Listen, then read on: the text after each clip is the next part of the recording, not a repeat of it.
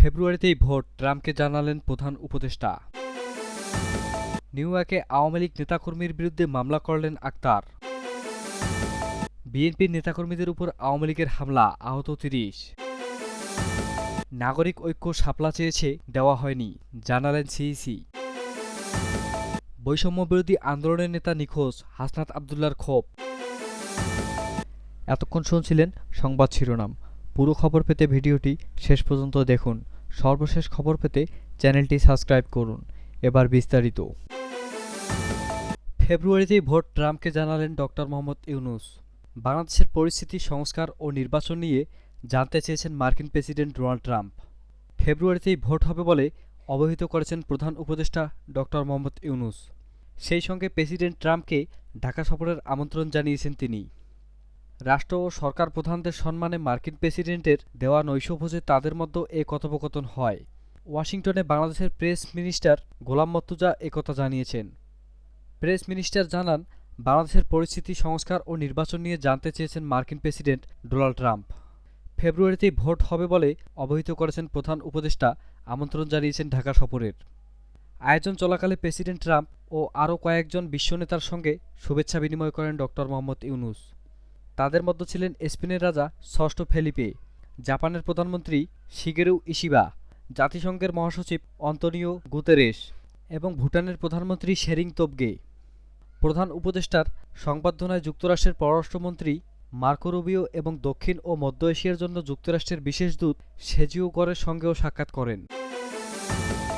যুক্তরাষ্ট্রের নিউ ইয়র্কে হামলার অভিযোগে আওয়ামী লীগের নেতাকর্মী ও সমর্থকদের বিরুদ্ধে মামলা করেছেন জাতীয় নাগরিক পার্টি এনসিপির সদস্য সচিব আক্তার হোসেন। নিউ ইয়র্কের স্থানীয় সময় অনুযায়ী বুধবার দিবাগত রাত ১টায়, বাংলাদেশ সময় বৃহস্পতিবার বেলা ১১টা, জন এফ কেনেডি বিমানবন্দরের পাশে পোর্ট অথরিটি পুলিশ ডিপার্টমেন্ট থানায় আক্তার হোসেন মামলা করেছেন। আজ বৃহস্পতিবার গণমাধ্যমে পাঠানো এক ভিডিও বার্তায় এনসিপির এই নেতা এ তথ্য জানান। ভিডিও বার্তায় আক্তার হোসেন বলেন, এয়ারপোর্টে হামলার পরে আজ সন্ধ্যাবেলা আওয়ামী সন্ত্রাসীরা আবার হোটেলের লবিতে এসেছিল হামলা করার উদ্দেশ্যে। সে সময় যুক্তরাষ্ট্রে অবস্থানরত এনসিপির সদস্যরা এবং আমার শুভাকাঙ্ক্ষীরা তাদের প্রতিহত করেন এবং পুলিশের সঙ্গে যোগাযোগ করেন।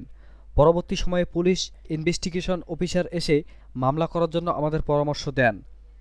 তারই পরিপ্রেক্ষিতে আমি এয়ারপোর্টের খুব কাছে যে থানা রয়েছে সেখানে গিয়েছি। যারা সেই দিন আমাদের উপর হামলা করেছিল, হত্যা চেষ্টা করেছিল এবং থ্রেট দিয়েছিল, তাদের ব্যাপারে আমরা এখানে মামলা দায়ের করেছি। ওই মামলায় আক্তার দুজনের নাম উল্লেখ করেছেন, পাশাপাশি ১৫ থেকে ২০ জনকে অজ্ঞাতনামা আসামি করেছেন। মামলার অভিযোগে আক্তার হোসেন বলেছেন, জেএফকে বিমানবন্দরে হামলার পরও এয়ারপোর্টের লবিতে এবং অন্যান্য জায়গায় নানাভাবে হেনস্থা করার চেষ্টা করেছেন হামলাকারীরা। মুন্সিগঞ্জের গজারিয়ায় বিএনপির নেতাকর্মীদের উপর হামলা চালিয়েছেন কার্যক্রম নিষিদ্ধ হওয়া আওয়ামী লীগের কর্মীরা। এ ঘটনায় আহত হয়েছেন অন্তত ২০ জন, এর মধ্যে ৪ জনের অবস্থা আশঙ্কাজনক বলে জানা গেছে। বুধবার ২৪ সেপ্টেম্বর সন্ধ্যায় উপজেলার হোসেন্দি ইউনিয়নের টানবলাচিকর এলাকায় এ ঘটনা ঘটে। স্থানীয় সূত্র জানায়, আওয়ামী লীগের নেতা ছাত্র হত্যা মামলার আসামি গিয়াস উদ্দিন, হোসেন্দি ইউনিয়ন আওয়ামী লীগের সভাপতি মন্টু চেয়ারম্যান ও নাজমুলের নেতৃত্বে হঠাৎ যুবদলের নেতা আনোয়ার প্রধানের বাড়িতে হামলা চালানো হয়। একই সঙ্গে বিএনপির ওয়ার্ড কার্যালয়ে ভাঙচুর করা হয়। এ ঘটনায় মুহূর্তে এলাকায় তীব্র উত্তেজনা ছড়িয়ে পড়ে। এলাকাবাসীর ভাষ্য, গত ৫ আগস্ট সরকার পতনের পর বিএনপির কার্যালয়ে ভাঙচুরের ঘটনায় আওয়ামী লীগ সমর্থকদের বিরুদ্ধে মামলা হয়। সেই মামলার আসামি নাজমুল, গিয়াস উদ্দিন ও মন্টু চেয়ারম্যান দীর্ঘদিন পালিয়ে থাকার পর মঙ্গলবার ২৩ সেপ্টেম্বর রাতে এলাকায় ফেরেন। এ সময় থেকে দুপক্ষের বিরোধ চরমে ওঠে। এক পর্যায়ে বুধবার সন্ধ্যায় আওয়ামী লীগের লোকজন বিএনপির নেতাকর্মীদের উপর হামলা চালায়। পরে ধাওয়া পাল্টা ধাওয়া, ইটপাটকেল নিক্ষেপ ও মারামারি ঘটনা ঘটে। এতে ভাঙচুরের পাশাপাশি উভয় পক্ষের অন্তত ৩০ জন আহত হন।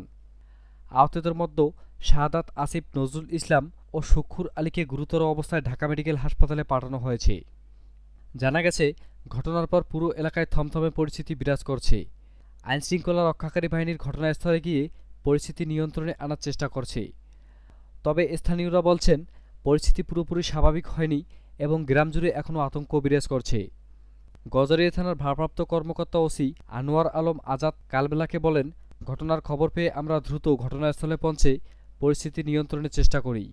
এ বিষয়ে এখনও কেউ লিখিত অভিযোগ দেয়নি এমন কিছু পেলে আইনগত ব্যবস্থা নেওয়া হবে।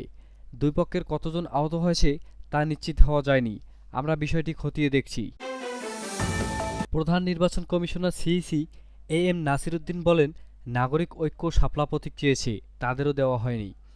সিইসি বলেন, আমরা ওদের নাগরিক ঐক্য তো দেইনি, নাগরিক ঐক্য প্রথম তো তারাই চেয়েছে, কিন্তু দেইনি। কিন্তু এখন দেখি যে আপনারা সাংবাদিক খুব আলোচনায় আনছেন। আমাদের সিনিয়র সেক্রেটারি অলরেডি এ ব্যাপারে অনেক ব্রিফ করেছেন। আমি এ ব্যাপারে আর কোনো বক্তব্য দিতে চাই না। আজ বৃহস্পতিবার বিকেলে নির্বাচন কমিশন ভবনে সাংবাদিকদের সঙ্গে আলাপ করেন প্রধান নির্বাচন কমিশনার সিইসি এএম নাসিরউদ্দিন। সেখানে শাপলা প্রতীক কাকে বরাদ্দ দেওয়া হবে বা আদৌ কাউকে দেওয়া হবে কিনা এমন প্রশ্ন করা হলে তিনি একথা বলেন। উল্লেখ্য, জাতীয় নাগরিক পার্টি এনসিপির নির্বাচনী প্রতীক হিসেবে শাপলা, সাদা শাপলা অথবা লাল শাপলা যেকোনো একটি বরাদ্দের আবেদন জানিয়েছেন দলটি। 23 সেপ্টেম্বর নির্বাচন কমিশন সচিবালয়ের জ্যেষ্ঠ সচিব আক্তার আহমেদ জানিয়ে দেন যে আগামী জাতীয় সংসদ নির্বাচন ঘিরে রাজনৈতিক দলগুলোর প্রতীকী তালিকায় শাপলা নেই, ফলে এনসিপির শাপলা প্রতীক পাওয়ার সুযোগ নেই। গতকাল বুধবার নিবন্ধিত রাজনৈতিক দল ও স্বতন্ত্র প্রার্থীদের জন্য ১১৫টি প্রতীক সংরক্ষণ করে প্রজ্ঞাপন জারি করেছে নির্বাচন কমিশন। সেখানে শাপলা প্রতীক নেই।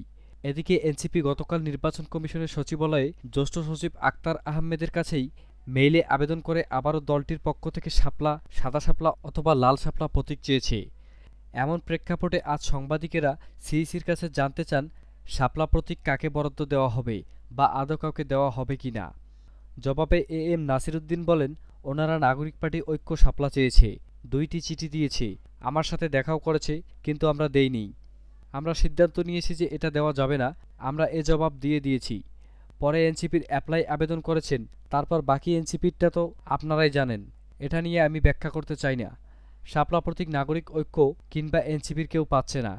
এই সাংবাদিকের এমন জিজ্ঞাসাবাদের জবাবে সিইসি বলেন, সেটা তো বলি নাই আমি। আজকের বৈঠকে আগামী জাতীয় নির্বাচনের আয়োজনের জোর প্রস্তুতি, প্রবাসীদের অংশগ্রহণ সহ নানা বিষয়ে দীর্ঘ আলাপ করেন সিইসি। বৈষম্যবিরোধী ছাত্র আন্দোলনের সাবেক যুগ্ম আহ্বায়ক কে এম মামুনুর রশিদকে খোঁজ পাওয়া যাচ্ছে না। রাজধানীর উত্তরা এলাকা থেকে তিনি নিখোঁজ হয়েছেন বলে জানা গেছে। এদিকে মামুন নিখোঁজ হওয়ার ৪৮ ঘণ্টার বেশি সময় পার হলেও তার সন্ধান না পাওয়ার ক্ষোভ প্রকাশ করেছেন জাতীয় নাগরিক পার্টি এনসিপির দক্ষিণাঞ্চলের মুখ্য সংগঠক হাসনাত আবদুল্লাহ। বৃহস্পতিবার ২৫ সেপ্টেম্বর নিজের ভেরিফাইড ফেসবুক আইডিতে হাসনাত আবদুল্লাহ লিখেছেন, গত ৪৮ ঘণ্টার বেশি সময় ধরে উত্তরার বৈষম্যবিরোধী ছাত্র আন্দোলনের সাবেক যুগ্ম আহ্বায়ক কে এম মামুনুর রশিদ রাজধানীর উত্তরা এলাকা থেকে নিখোঁজ রয়েছেন। বিষয়টি একই সাথে চরম উদ্বেগজনক ও ভীতিকর পরিস্থিতি সৃষ্টি করছে। ৫ই আগস্ট পরবর্তী সময়ের প্রেক্ষাপটে এ ধরনের ঘটনা সম্ভব এই প্রথম।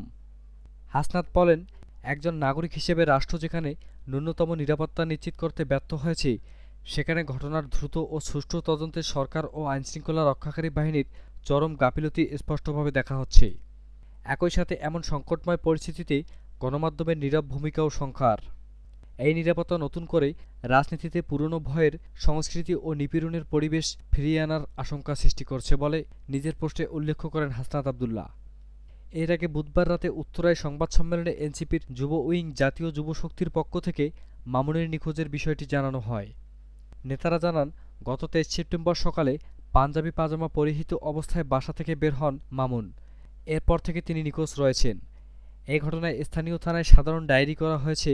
পাশাপাশি র্যাব, পিবিআই, কাউন্টার টেরোরিজম ও স্বরাষ্ট্র মন্ত্রণালয়ে যোগাযোগ করা হয়।